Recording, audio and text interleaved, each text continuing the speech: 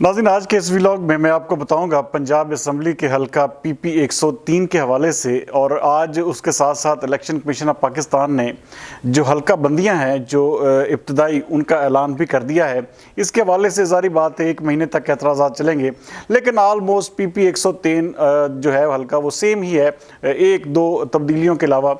यहाँ पर नाज़रीन कैसी बात है कि जो जमात इस वक्त पूरे मुल्क में दावा कर रही है कि अगली हुकूमत हमारी है, आने वाली हुकूमत हमारी होगी, तो उसमें वहाँ पर उनका कोई उम्मीदवार भी सिरे से इस वक्त पेटेंट कोई नहीं है। टिकट की दौड़ में शामिल हैं।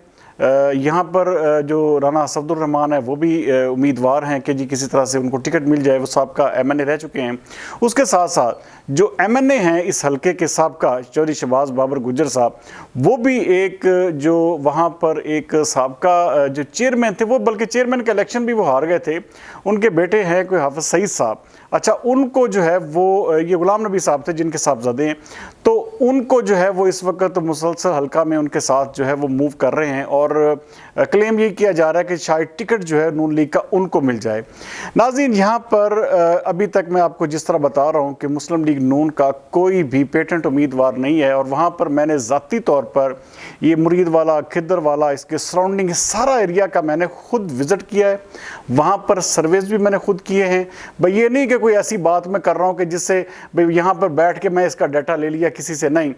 अच्छा, टेलीफोनिकली दोस्तों के साथ वो अलग मैंने डाटा लिया, वहाँ पर जाकर लोगों से मिलकर उसके तासुरात लेकर, बल्कि आज से तकरीबन 1 साल ऑलमोस्ट 6 महीने कबल भी मैंने वहाँ का दौरा किया था। तो मजमूई तौर पर ये हलका जो है, ये जो पाकिस्तान तहरीक इंसाफ के जो टिकट होल्डर हैं इस वक्त आरिफ गिल, ये एक समझ लें कि ये उनका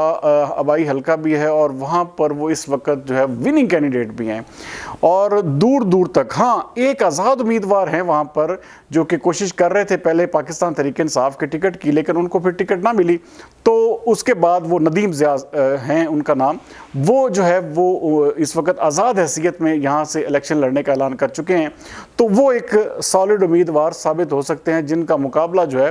वो वहाँ पर आरिफ गिल साहब के साथ होगा। आरिफ गिल जो है नो डाउट यहाँ पर बहुत अच्छा वोट बैंक रखते हैं, और उनको हराना जो है वो यहाँ पर मुस्लिम लीग नून के लिए, जिसे कहते हैं कि वो नाकों चने चबवाने के मुतरादिफ होगा। ऐसा बिल्कुल भी नहीं कि आसानी से कोई जो है वो मुस्लिम लीग नून जिस तरह क्लेम कर रही है कि हमारी हुकूमत आ रही है, तो ये हल्का जो है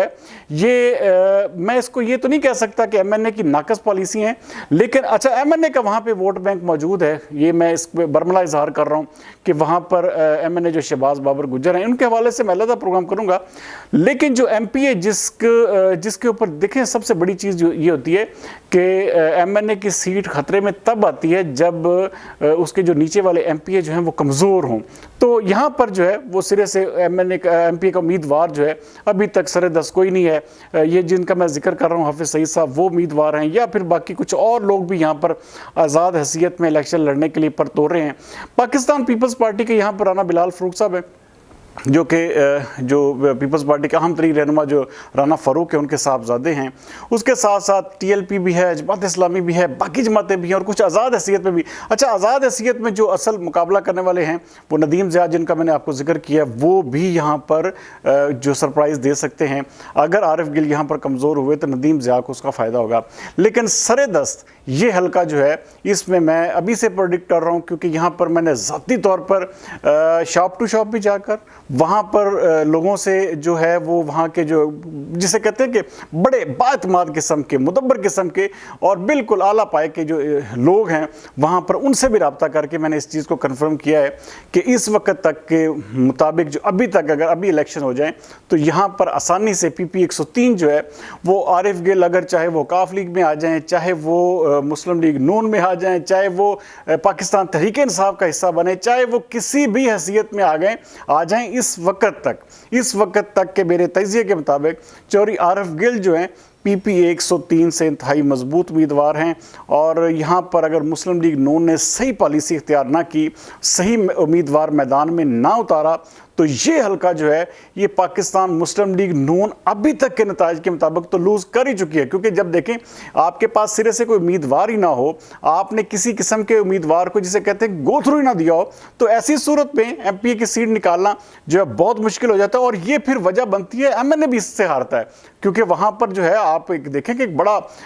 खातिर खा वोट बैंक जो है जब एमपीए ले लेता है तो उसके बाद फिर एमएनए को भी खतरा पड़ता है। तो ये मुस्लिम लीग नून के एमएनए के लिए भी अलार्मिंग है और मुस्लिम लीग नून की पार्टी के लिए भी कि पीपी 103 का हल्का जो कि मेरे ख्याल में बहुत अच्छा मुस्लिम लीग नून का गढ़ हुआ करता था, अब जो है वो मुकम्मल तौर पर इससे बिल्कुल हाँ ये है कि अगर आरिफ गिल जो हैं मुस्लिम लीग नून में शमूलियत इख्तियार कर लेते हैं तो ये हल्का फिर जो है वो किस्म का वो आरिफ गिल के नाम है, मैं आपको पहले ही बता चुका हूं। तो आरिफ गिल जिस भी पार्टी में जाएंगे, जिस प्लेटफॉर्म से इलेक्शन लड़ेंगे, जहां पर वो खड़े होंगे, चाहे वो किसी भी हैसियत से, आज़ाद हैसियत से हो या किसी भी पार्टी से, तो ये हल्का अभी तक की मेरी जो तजिया है, मेरे जो एक किस्म की पूरी तहकीकी रिपोर्ट है उसके मुताबिक पीपी 103 जो है यहाँ पर जो विनिंग कैंडिडेट है वो चौधरी आरिफ गिल होंगे। अगले प्रोग्राम तक सरदार अमीन जतोई को दीजिए इजाज़त। पाकिस्तान जिंदाबाद।